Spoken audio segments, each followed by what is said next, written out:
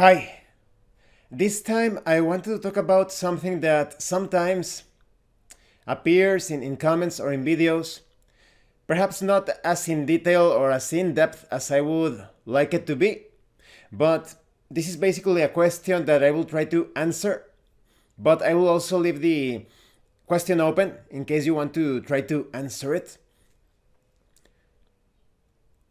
Are video game RPGs actually role-playing games? Perhaps there are some people that are watching this video that have never played a tabletop RPG. For those of you that do not know, pretty much any video game RPG is in some way connected to Dungeons and Dragons. The first computer RPGs, they took great influence, great inspiration from Dungeons and Dragons. But here lies the problem. Dungeons and Dragons itself, and many other tabletop role-playing games, have been communicated or taught horribly wrong. In the majority of cases, that is not how you play a tabletop role-playing game. I'm going to put a few links in the description if you want more details on for example, my True Beginner's Guide to Tabletop Role-Playing Games, information about Gary Gygax and Dave Arneson. But to summarize things, the two creators of Dungeons and Dragons were Dave Arneson and Gary Gygax. Dave Arneson was the one responsible for everything related to role-playing games as you perceive them, but also in the proper way to play them. The leveling up system, going into dungeons, killing monsters, taking their treasure, the political intrigues, all of that. You are basically living an experience. You are living in a fictional world. But Gary Gygax never understood this. Gary Gygax was a businessman and a wargamer and a board gamer. So he never actually understood the concept of roleplay. You will not find a single book written by Gary Gygax where he explains roleplay, telling you, never speak out of character. Don't ask questions to the game master. The game master shouldn't be asking, what do you do? What do you intend to do? What are your plans? Take a look at my actual play video. The link will be in the description of this video, and it's currently set at the front of my channel. You will see that this is actually possible, but this is the Dave Arneson way. This is not the Gygax Mother May I style. Can my character use this ability to... Can my character use this spell that is constantly breaking the immersion? Because you roleplay in order to attain immersion. You can only roleplay by actually getting into your character. Some people think this is impossible.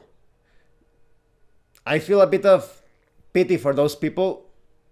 Take a look at my actual play. The mechanics of the system, they slip through the cracks. The rolls of the dice, the life points, the resources, all of that game related information, it seems almost very subtle, like you don't even notice it. So a lot of people are trying to play tabletop role-playing games without actually experiencing the immersion because they do not roleplay, and it is quite insane. You have so many people talking about tabletop role-playing games and they do not roleplay. Why are they talking about what they have no idea about?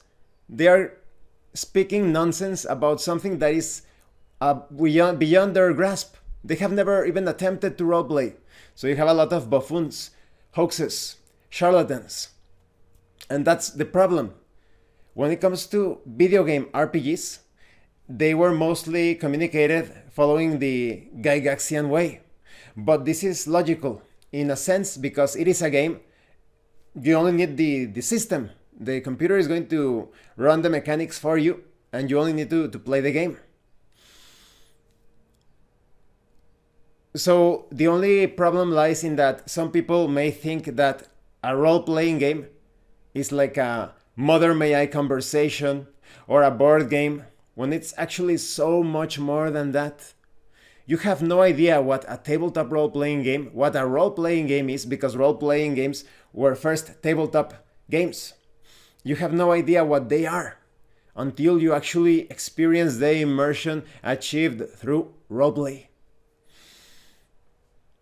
So if we take that into consideration, video games are not really role-playing games. You could consider them, some people call them adventure games. But you could be saying, but that's overcomplicating things, right? In a sense, yes. But I think it's important to make that distinction because, for example, when you play a football game in a video game, a football video game, a basketball video game, a baseball video game, you are not actually playing baseball. You are not actually playing football. You are not actually playing basketball, etc. So rather, it is a video game representation of what the real thing should be, rather than playing the actual sport, that is. And the same thing happens with tabletop role-playing games. When you have a video game RPG, the many Dungeons and Dragons video games out there, they are not exactly the RPG itself. They are not the role-playing experience. They are more like a game based on the tabletop RPG experience. Kind of like a video game that is trying to express the excitement of a particular sport. So if we are going to stick strictly to the definition of a role-playing game, then video games are actually not role-playing games. But if you keep in mind that they are actually something else, something completely different, then you can call them role-playing games, video game role-playing games, because it's not exactly the RPG experience, the tabletop traditional RPG experience. It's a game representing that separate semiotic domain, so to speak. So in that way, I think you should enjoy both games as a separate thing. There are people, you're not going to believe this, but there are actually people that say, oh, video games are superior to tabletop role-playing games. We only played tabletop role-playing games because we didn't have video games. What? That's moronic. I'm sorry, but that's completely absurdly moronic. I have seen people trying to explain the differences of video games and tabletop role-playing games to others, and they, while saying that video games are superior. In fact, if you want an example of this, unless that person has deleted his or her comment, take a look at my Cult Divinity Lost review. Just search for it in the... Well, I'm going to put it in the description of this video. My Cult Divinity Lost video. Just take a look at some person that wrote something there. There is one point, unless that person erases or edits that post, he mentions that video games are superior to tabletop role-playing games. That person was actually promoting a tabletop RPG that is not very popular because of the certain attitudes of the fan base. And some say because of the designers. I'm not too much into that drama. But judging by this evangelist that is promoting that tabletop role-playing game, I have a very low opinion of the fan base just based on that individual. Hopefully, I will meet others that have better arguments, to put it nicely. But yes, there are people that think that video games are superior to tabletop role-playing games, and there are also people that think that tabletop role-playing games are superior to video games. Okay, here's the thing. Tabletop role-playing games are superior to video games in the immersion that you achieve. You achieve immersion. In video games, no matter how hard you try, because you are restricted by the graphics, by the sounds, by the gameplay, your imagination never goes full throttle. So you never achieve that immersion. For those that have been playing video games all their lives and have never experienced that tabletop role-playing game before, they are going to feel shocked, like, that's impossible, you're crazy. I am always immersed when I play video games. Not even when you use virtual reality do you achieve the immersion of a tabletop role-playing game experience.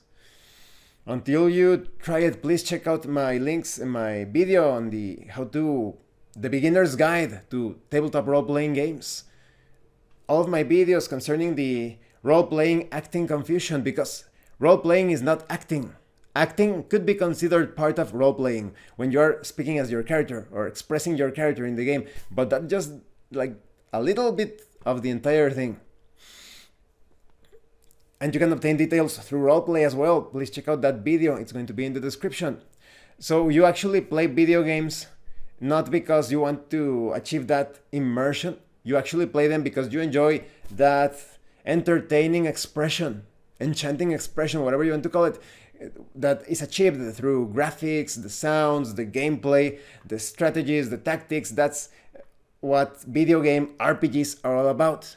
But it's never about the immersion achieved through tabletop role-playing games. Speaking about that, we have 1 or 2 more spots available for an online tabletop RPG campaign. It's going to start this Tuesday. We have 2 player characters, we just need 1 more, or perhaps 2.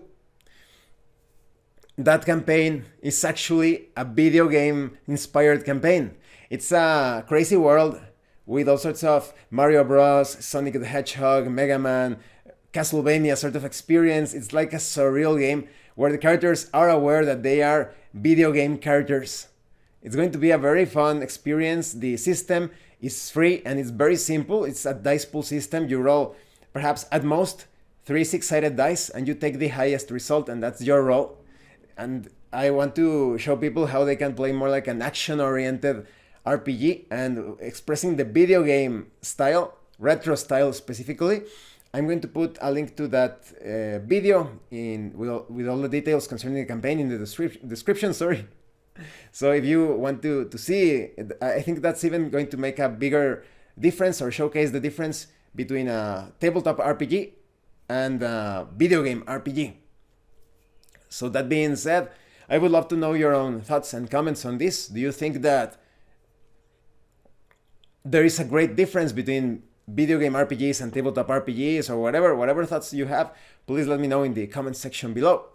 As always, thank you for watching my videos. Thank you for your likes and your comments. If you have any questions or comments related to this or any other thing, please let me know.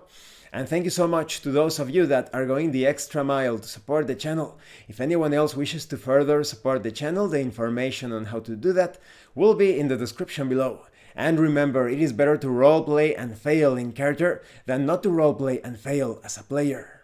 Once again, thank you, and see you later.